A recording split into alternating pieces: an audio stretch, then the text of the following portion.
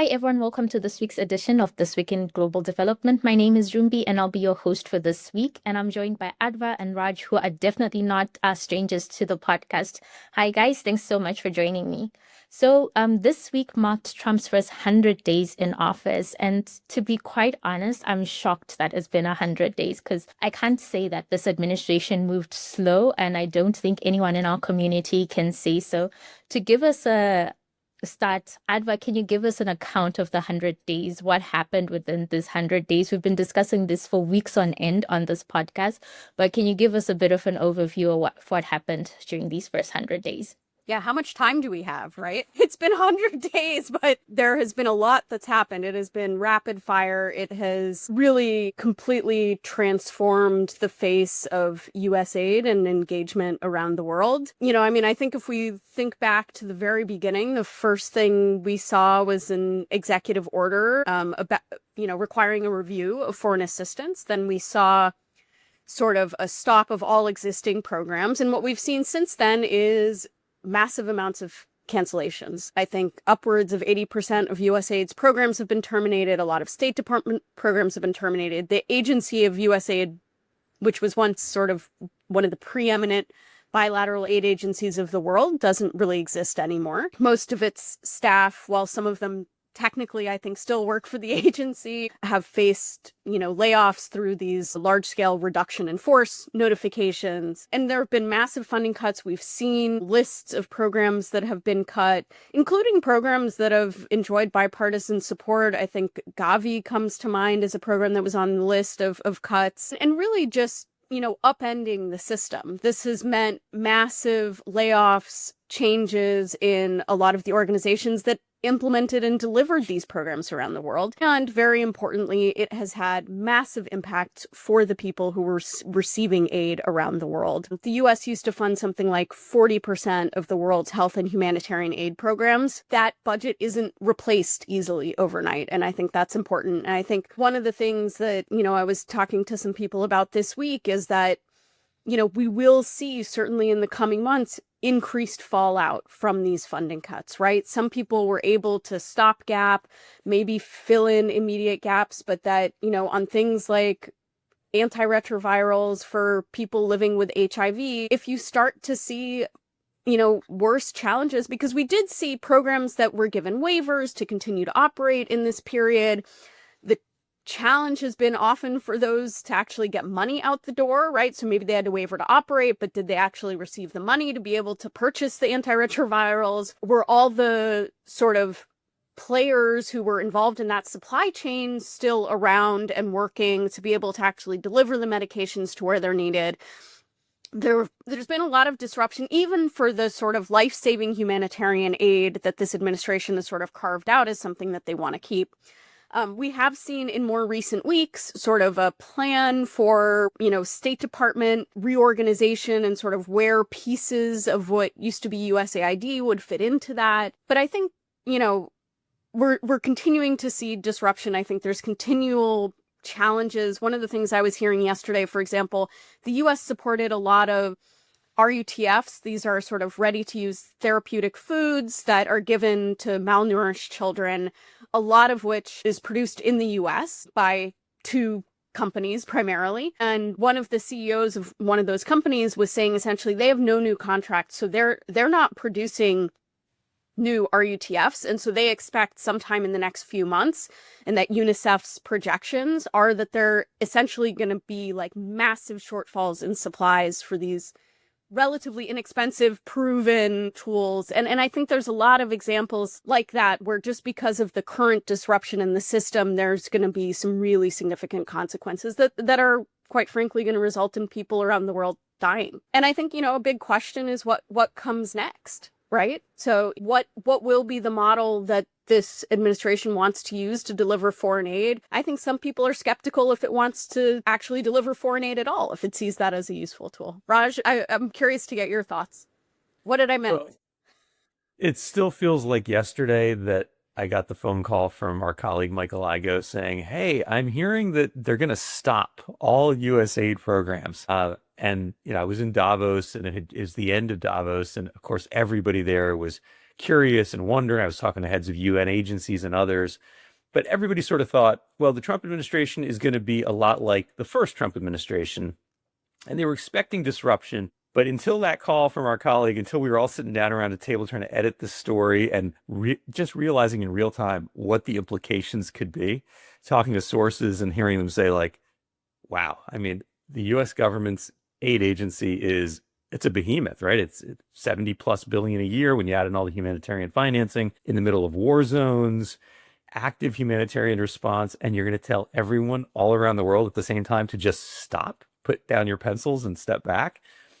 And since then, it's just been an incredible roller coaster. Every day, it feels like there's something new, whether it's, a verifiable story or a rumor, and each one is crazier than the next. And all the way up until your story last week about MCC, potentially being shut down, which goes back and forth. But it certainly doesn't look good for that agency, which is a storied agency in its own right.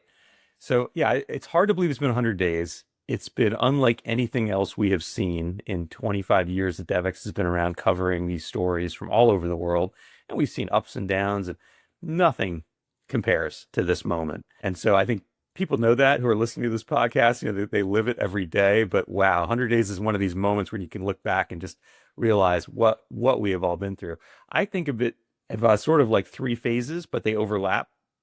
So one is, the destruction phase, which was the thing that hit everybody. And it was, Pete Morocco and the Doge team. And it's still happening. It's not completely over yet, obviously. But I think after that phase, the next one that, again, overlaps a bit is the introduction of the judiciary. So judges getting involved, lawsuits, and other factions within the Trump administration getting involved. So the thing to understand about the Trump administration is there are a lot of factions, and Doge doesn't represent all of them, right? And that's part of why you see a back and forth on some of these stories. There's an internal debate happening, and what Doge did in the beginning was so swift. There wasn't time in that first phase for real opposition to grow inside the Trump administration. But I look at the second phase and see people are suing, judges are standing up, and people inside the administration are standing up. And then I think there's a third phase, which we're starting to enter, and that's Congress. Congress playing a role or not playing a role, but Congress, in theory, ought to have a lot of voice here. And they're going to have some really big decisions to make to sort of codify what the administration has done or to push back on it. And maybe you land somewhere a little closer to the middle. Doesn't look that way. I mean, in numerical terms, I think it was 72 billion or so that the U.S. government spent in 2023. I think we're going to be this year down below 15 billion or so, right? If you look at what Rubio has talked about. So if that's all true, can Congress get another 5 or 10 billion, restore some programs? It's hard to say. As you say, Adva, we haven't seen all the real world impacts. And as those start to show up, you may very well end up with military leaders, people in the national security establishment, yet another faction of the Trump administration saying, hang on a second, guys, we're dealing with some real instability in places. We have terrorist groups that are rising up because we have created this vacuum. We need to do something. And maybe Congress will have a little more of a voice. But I've talked to a lot of people in and out of Congress, former members, et cetera, and nobody's really sure whether that's going to happen. No one's holding out that much hope for it. One last thing I'll say, Rumbi, is it's important to understand the context for a lot of the countries we're talking about, because this 100-day shock is a huge shock, but it's actually just the latest shock. I was talking to a former prime minister of the Ivory Coast yesterday, and he was explaining, look, for a lot of our countries, particularly in sub-Saharan Africa, where now you have a lot of fragility and poverty concentrated, these are countries that went through the pandemic, ended up with a massive debt burden. Right. And then at that point, their interest rates skyrocketed. The US dollar got really rich. They had a very hard time handling that debt. And so you saw a lot of countries, and we were predicting this on our air at Devex. We were talking about fiscal crisis in a lot of places. And the IMF was warning more and more countries are in debt distress. Then you have Russia invade Ukraine, and it sent agricultural commodity prices through the roof. A lot of these countries really depend on wheat imports. They depend on rice, fertilizer, and they got stuck. So you saw instability. We had, 7 or 8 countries in the Sahel have coups. A lot of this is tied to the economic situation. And now you add on a shock where For some countries, a significant percentage of their gross national income comes from foreign aid. Immediately that goes down. Their health systems face a shock. Their agriculture and education systems face a shock. So there's real potential instability, as you say about it. We haven't really felt it yet, but it's very likely coming in a real way in the coming months. So with me, I've always known the figures, understood how much the US spends on like foreign aid, on humanitarian aid, on health. But I think this 100 days really showed me the impact that the US actually had on these systems and on certain countries. And seeing a lot of those programs crumbling and actually starting to see the numbers and estimates of expected deaths and in different countries, or expected deaths from different situations, like maybe PEPFAR shutting down or PEPFAR programs not continuing, really brings those real world impacts for me. And a lot of people are asking what's next. There's talk about filling the gaps. Can philanthropy do that? Can countries step up? And for me, it's a time thing. I don't think with the time crunch that's there, it's possible for countries to step up within that period, or philanthropy to step up within that period. But there's also discussions around the next phase of US foreign aid. What comes next? The US still claims that they are committed to foreign aid, but looking forward, it's what does that look like? Because a lot of programs that actually had bipartisan support seem like they're on the chopping block. This week, we reported on possibly MCC cuts and possibly GFA cuts. So a lot of questions, a lot of people are asking what comes next. And I don't think we have an answer. I don't think anyone has an answer. But what are you hearing, Adva? Yeah, I mean, maybe I'll just talk a little bit about the Millennium Challenge Corporation, about MCC. So last week, I broke the story that DOGE had essentially informed agency leadership that it would more or less be shut down or reduced to the statutory minimum, as we've seen them do actually with a few other agencies. But I think one of the things, and Raj, you alluded to this, there was immediately sort of this effort to stop this. And a campaign with a lot of people working behind the scenes to get people to make phone calls. I've now confirmed that I think both Condoleezza Rice and former President George Bush made calls over the weekend to Marco Rubio to try and sort of make the case for MCC. Marco Rubio, as the Secretary of State, is the chairman of the board of MCC, which means that the board has to sign off on the DOGE plans to cancel all the compacts. And so I think what's really happening is an effort to get the board, and that actually includes Treasury Secretary Scott Bessent and others. There's a private sector member. That's another saga that we've also reported on, which is there are supposed to be 4 private sector members, which in a case like this could have been really important votes. But Congress has, for the last couple of years, actually dragged its feet on appointing new private sector board members. So there's only one right now. His term has been extended multiple times because they haven't been able to put new board members in place. And to have a quorum on the MCC board, you have to have at least one private sector board member. So, I heard people hypothesizing, should we get him to step down so the board can't even meet to have a vote on these things, right? So I think there's a lot of efforts in place, including, I think, by some lawmakers to try to get MCC to stick around. And I think, one of the reasons is because people think MCC could be a useful tool for this administration to work with countries, especially in the absence of a USAID. And I think one of the things, as I was talking to people about the potential impacts of this shutting down, is in some cases there are, infrastructure projects that are in the process of being built right now.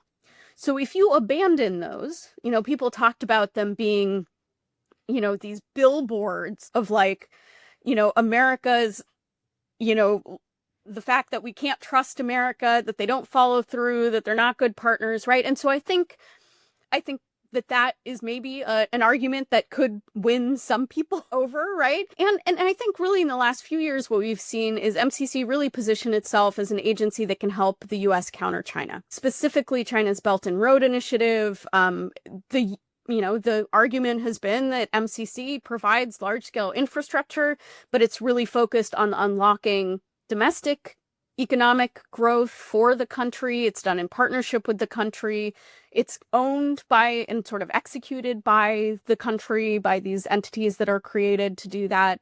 And I think people thought that this administration would maybe look to, sort of a transactional model, focused more on economic development, and that the idea of a compact, whether it's exactly the way MCC looked, could work. And I think one of the reasons this was confusing also is because, as you said, different factions within the administration, this seems to have been driven by Doge. There's questions about whether this was known about, signed off on by the State Department, by Rubio himself. There's questions about whether the White House Office of Management and Budget was on board, because one of the things that MCC received a budget for fiscal year 2026. So that was an indication to some people internally. There were some rescissions and some deductions there, but they were like, okay, they've given us money that we can continue to operate next year. We think we'll be around. And then, of course, Doge came in and that didn't seem to be the case. So I think we're really seeing with MCC a place where there was confusion and a lack of communication by different parts of the US government. And so, I think we'll see. I think people think there is a chance that it could be saved, but I'm not sure it's a huge chance. It really depends, on people stepping up. I think quite likely, if it does continue to exist, it might look different. It might be a lot smaller. They might only look at a smaller number of keep only a small number of compacts, maybe particularly those that are in implementation. There have also been some proposals about merging it into DFC. And my understanding is that there were actually sort of pretty advanced discussions about at least co-locating MCC and DFC into a new office space, and that was happening. So also people at MCC were like, oh, they're going to ask us to move to this new space with DFC. Okay, well, that probably means we're going to be sticking around. So there's a lot of things going on. I'm continuing to report on this story and to try to find out more about these efforts and sort of where things stand. I don't think, I think part of the big question is, when will the board meet? Because that will probably be when we finally see a decision. There was originally this week supposed to be sort of Doge putting out a proposal for the board. There were, some questions about whether the board would meet this week. It doesn't look like that's going to happen. Some things have been delayed, including the deadline for MCC staff to take deferred resignation offer or an early retirement offer. That's been delayed into next week. So I think, it's an evolving situation. We'll see where things land.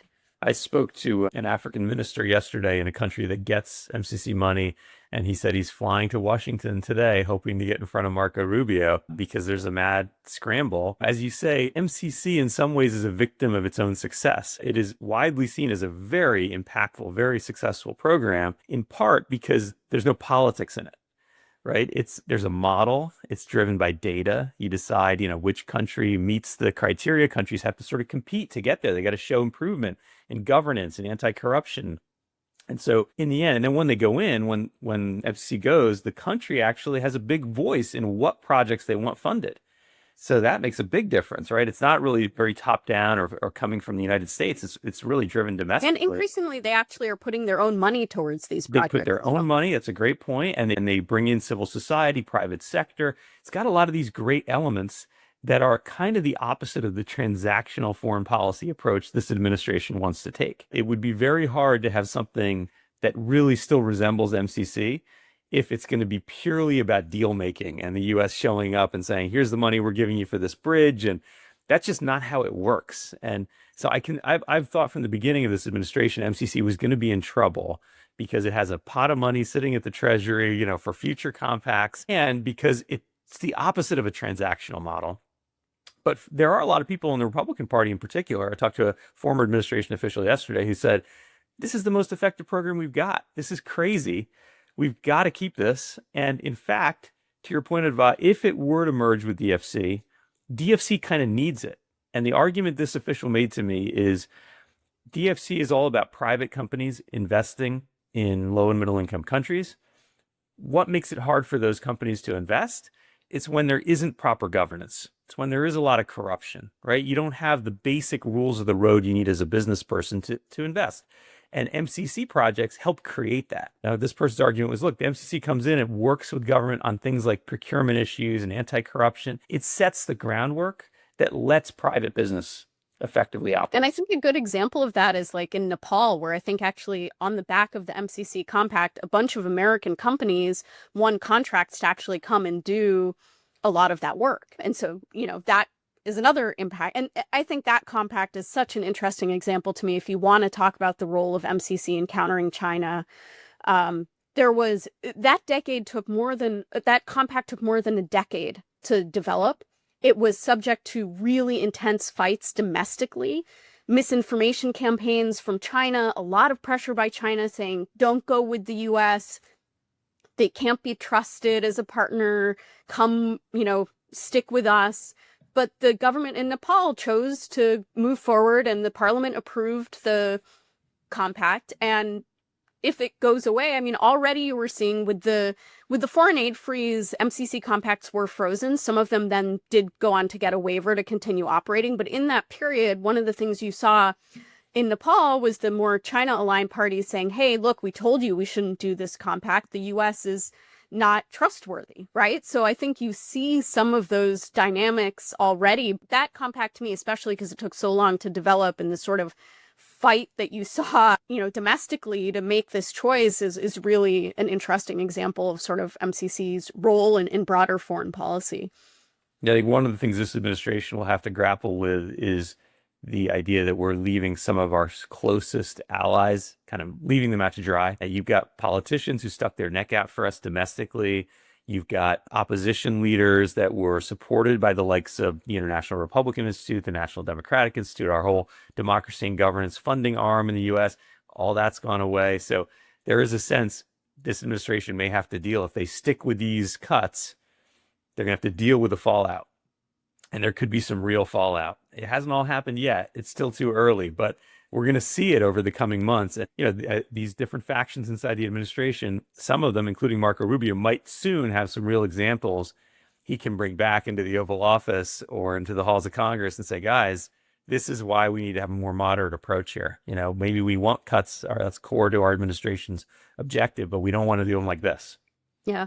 And Rumbi, I think you asked us to also talk about the Global Fragility Act, and I just wanted I was actually going to step in with a question about that, the Global Fragility Act, because I'm hearing what you're saying, but one of the questions that I have also is, okay, let's say these programs survive. There's the implementation part of it, which brings me to the Global Fragility Act. From my understanding, it's supposed to bring three elements together: defense, development, as well as diplomacy. I'm assuming the development element has taken quite a hit because of USAID. And then now we're left with the diplomacy element, and that's coming from the State Department, right? And we're hearing that there'll be additional cuts to the State Department, which will also impact that diplomacy aspect of it. So the question is, if they are to survive, let's say in name, how then do you continue with the implementation aspect of it if you've taken so many hits and so many cuts? I think that's a real question, right? I think with the Global Fragility Act, I think it's important to note that it is a law that was signed actually by President Trump in his first term. It was a bipartisan bill that was designed essentially for the U.S. to better coordinate and focus on preventing conflict around the world. It developed a model. To be fair, I think a lot of people would say sort of the execution and implementation took too long to develop the country plans, but I think people think it's actually quite a good model. And people thought, again, that it would be something that was, would probably continue in this administration. But I think here, the challenge really is that I think something like three quarters of all the programming was managed and implemented by USAID. So who now manages and implements the program in the absence of that, and in the absence of the office at the State Department that actually handled conflict and stabilization efforts, which is slated for elimination. So there is a real question. Does this happen at the regional level? How does the coordination happen? So I think your question's exactly right. We don't know what the implementation would be. We don't know if there's a desire to sort of execute on it. The two funds that were designed to sort of support this work, I believe, were both managed by USAID. So that's also, I think, an open question. But we did see a sign that there's still in Congress bipartisan support for the Global Fragility Act. We saw a bill introduced last week, bipartisan bill, Republican, who was the former chair, actually, of the House Foreign Affairs Committee, Mike McCall, and Representative Sarah Jacobs, who's a Democrat from California, released a bill trying to reauthorize the Global Fragility Act and the two funds that support its implementation. So we'll see where that goes, right? And, the House Foreign Affairs Committee is going through a process. They had a hearing yesterday about State Department reauthorization. So if this is something that's important to lawmakers, maybe they find a place for it and find a way for it to be implemented. But there's a lot of questions about it. And it's I think the basic thesis behind the Global Fragility Act is fragile countries that go into conflict. There's more and more of that around the world now. That's a huge national security risk for the United States. And it turns out the U.S. is doing a lot in these places, but it's not coordinated. And actually, people thought, this is why they brought the app together, we kind of know what to do. There's actually a lot of understanding of how to help address the root causes of fragility if we just bring together a lot of the programming the U.S. government's already doing. So that was the basic concept. I think it was always tough to implement because it was about bringing U.S. government agencies that don't always play well together and all the bureaucracy, aligning it. So it's not like it's been some massive success, but the core reason people wanted it to begin with hasn't gone away. If anything, maybe it's gotten worse, right? So the question is, if you don't have this, what do you have? What is America's response to fragility? Are we doing anything? But on the other hand, if you take away all the implementation capabilities, it almost doesn't matter if you have a Global Fragility Act, to your point, Rumbi. Right now, a lot of the organizations that would implement exactly these kinds of programs, they're firing people, they're going out of business. So by the time Congress gets around to it, even if we have more money next year, will the implementing capacity exist? It won't right away. It's a lot easier to destroy something than to build it back. And it's going to take time to deal with this massive shock to the system, no matter what Congress wants to do a year from now. Yeah, I think there was a quote in the story about Humpty Dumpty and how you can't, put things together again quite so easily. I wanted to just mention one other thing, because one thing that we saw also in the last day or two was that the Secretary of Defense, Pete Hegseth, said that he would sort of wind down the Women, Peace, and Security program. This is another program that was passed in the first Trump administration. He called it yet another woke, divisive social justice Biden initiative in a tweet. And the Women, Peace, and Security program was designed to essentially give women a role in peace-building processes, which is something that has proven to also be quite important to have their representation in these processes. And I think this was also a surprise to many people because some of the co-sponsors of the original legislation are now members of Trump's cabinet, including Kristi Noem actually wrote the House version of the bill. She's now the Homeland Security Secretary.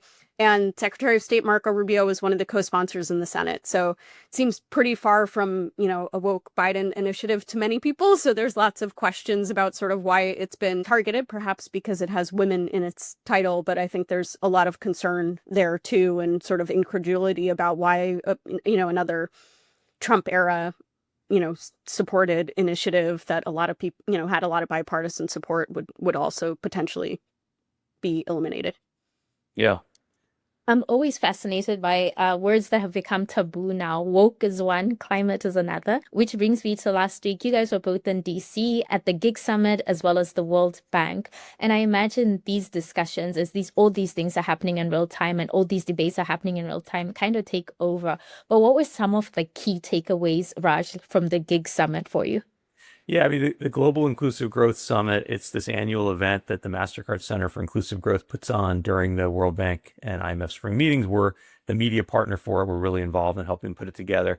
The main takeaway was, in some ways, it was like an alternate reality because we walked away so inspired, which was very much needed in this time. It sort of reminded us that there are other things happening. So the European Commissioner Joseph Sikela was there talking about Europe's commitment to these issues, their global gateway program to bring in private sector investment. It's kind of their countering China program in development.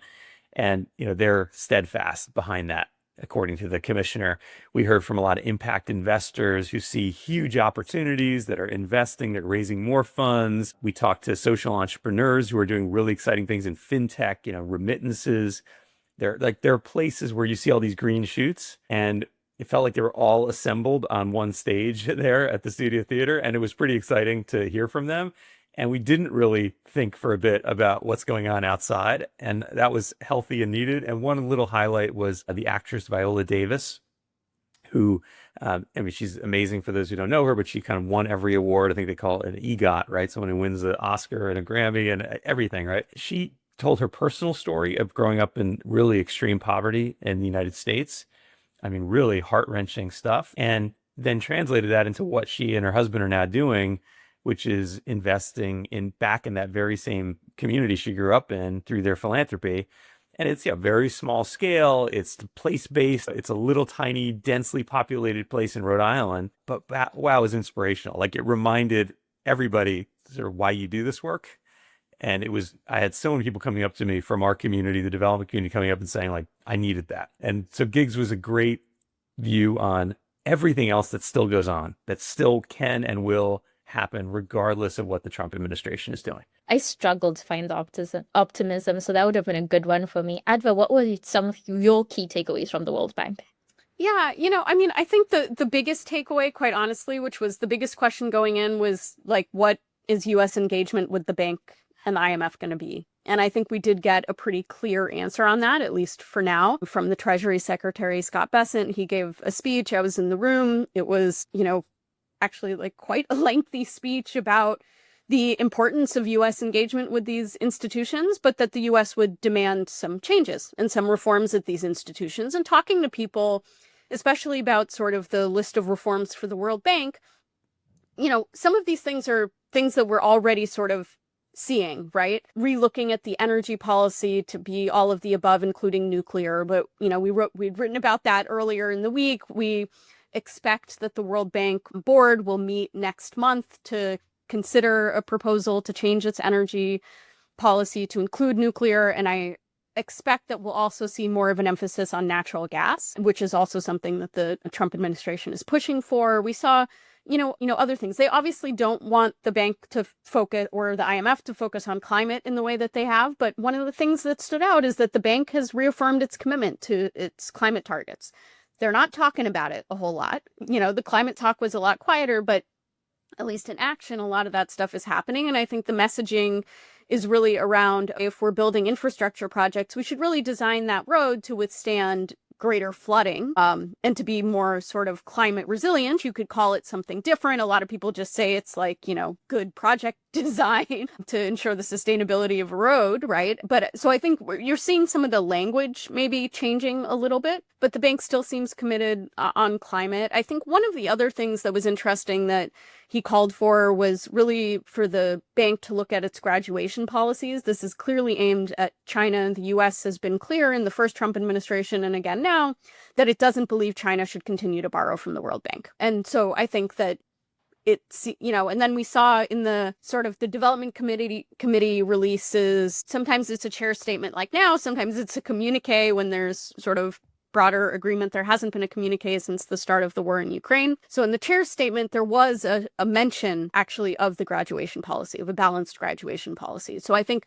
maybe watch that space to see if the bank is really looking at how some of those upper middle income countries might be pushed or transitioned off of borrowing, even if they technically still meet the definition today of eligibility for borrowing from the bank. So that's and one. The bank is also making some procurement reforms, right, Adva, which are designed to help diminish the potential for Chinese firms to win a lot of projects and help U.S. firms and others to win more. And that was certainly one of the things that Bessent talked about. Instead of just doing always lowest cost, best value, I think the bank has already been doing some of that, but I think the U.S. government would like to see them do more. In talking to people, one of the interesting things is actually when American companies bid on bank projects, they actually win a majority of the time. They win those contracts, but in a lot of situations, they're actually just not bidding on them. So there's partly a demand issue that maybe needs to be addressed so that there's more awareness of the possibility of American companies engaging in some of these things. So I think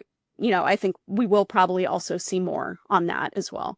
I think it's something that the U.S. Treasury actually has worked on in the past, including in the Biden administration. Yeah, it makes sense. I think, to me, one of the issues with the bank is, can they get out of this situation where they're trying to balance the interests of their European member states, the U.S., and actually get on with the pace of reforms that are required? Because with USAID being cut, with all the other bilateral agencies, UK aid and others around the world being cut, the MDBs are sort of the remaining game in town, right? And they need to really move. And when you look at their evolution roadmap, the reforms they've made, they've had some real progress, except kind of where the rubber meets the road, which is mobilizing private capital. The whole billions to trillions agenda that never happened. The question is, can they get out of this period of just balancing the language, the politics, and actually get on with the core reform they need, which are really hard. I mean, this is about culture, it's about people, but turning these institutions into organizations that can really bring in large amounts of private capital at a time when bilateral aid has dropped so dramatically, that's going to be key to where countries, particularly low and middle income countries, where they go in this era. And I think what happens, it's not clear. I think what happens with IDA will be really important, right? Because that's sort of the cheapest capital that the bank offers, either in grant or really low cost loans, particularly to the lowest income countries, right? And I think there's still an open question. One of the questions we don't have an answer to is where the US contribution will land. And I think there's significant concerns that the UK will also decrease, like not meet the pledge that it made back in December before the aid cuts were announced. I think that's one reason why I feel like there was a lot of I don't know, people were very sanguine after they heard Scott Bessent. They're like, oh, sigh of relief, the US is not pulling out of the World Bank. I don't think we heard the end of this story. Both the concessions he asked for in the speech, but also you've got the IDA replenishment, that money's got to be voted on. You've got the 180-day review of the international organizations that's supposed to be conducted by the State Department. My understanding is that in regard to the MDBs, Treasury is quite involved in the 180 review for the organizations that they have responsibility over. But you still have all these factions, right? You have the fact that in the first Trump administration, they actually were seen as really doing a great job with the MDBs. They've got a capital increase. They pushed for some real reforms to invest more in fragile countries. But Trump's pick, David Malpass, was pushed out by the Biden administration.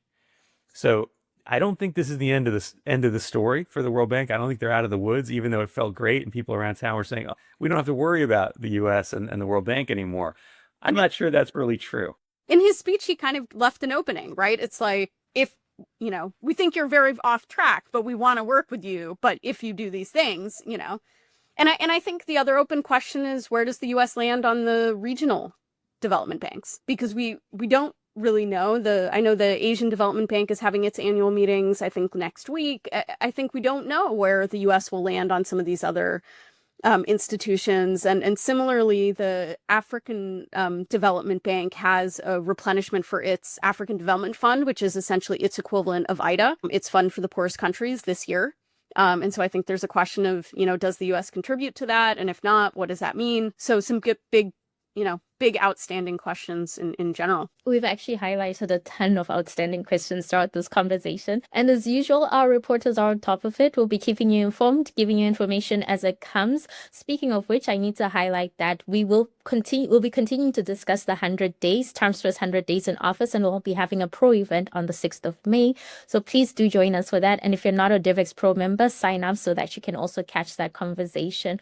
But thank you guys so much for joining me. It's been interesting. It's been an interesting 100 days. I think probably one of the most interesting times in my career, and probably a lot of reporters can say the same, and we'll continue to be on top of the story. Thanks, Ruby. Thanks, Ruby.